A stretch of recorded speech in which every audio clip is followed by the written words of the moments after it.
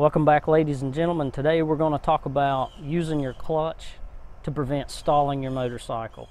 A friend and I were talking this past week about life in general, motorcycles, odd and end things, and he brought up the fact that during the 4th of July holiday he had seen a lot of people stalling their bikes at red lights and suggested that maybe I should do a video on how to use the clutch and start out on a hill to maybe help some people out. So I'm going to give it a shot. Now, like I've said previously in some of my other videos, I am not an instructor, I'm not a teacher, I'm just a guy that's ridden for a very long time, and I love motorcycles, and anything I can do to help you guys, then, you know, if this video only helps one person, then I've done my job.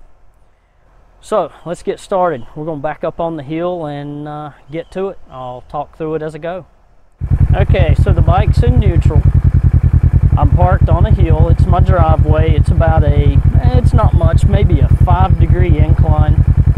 And what I'm going to do is show you how to slip the clutch to start the process of making the bike go without stalling. So if you'll watch how I manipulate the clutch, along with how I manipulate the throttle. Now we put the bike in gear. Now listen for the RPMs to drop. Right there the clutch is engaged. Now it's back out. Right there it's engaged. Back out. Now I'm going to put the bike in neutral. Now let's adjust outward on the adjustable clutch and see the difference. Right there, it's engaged, disengaged, engaged, disengaged. Now let's put the clutch on its lowest setting.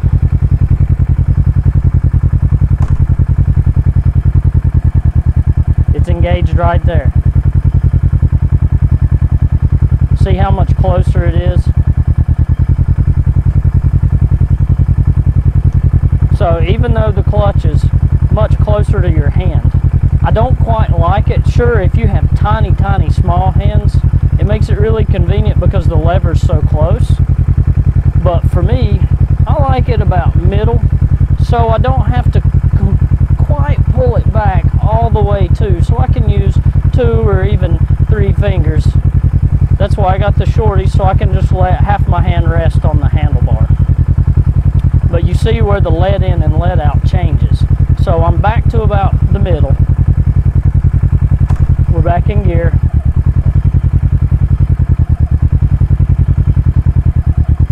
And I can feel the rear of the bike pick up. And that's what you want to do. I'm holding the front brake so the bike doesn't take off. But just practice. Gently release the clutch. Think of your clutch as an analog device, just as your throttle. The more you either engage or disengage, the more or less movement you'll get from the bike. And you can also use this in traffic to avoid stalling when you're barely moving. That way you don't have to completely stop and put your feet down. Slip in the clutch. Now, I'm going to start by going up the hill. I'm going to let it engage.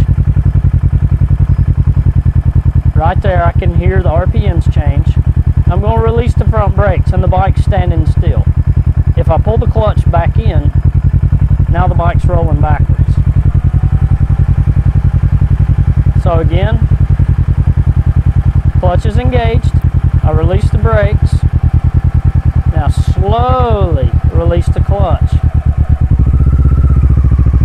And just barely give throttle.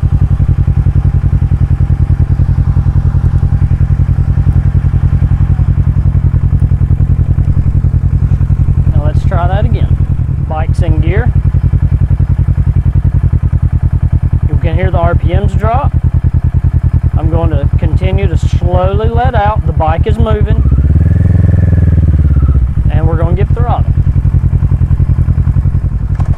And again.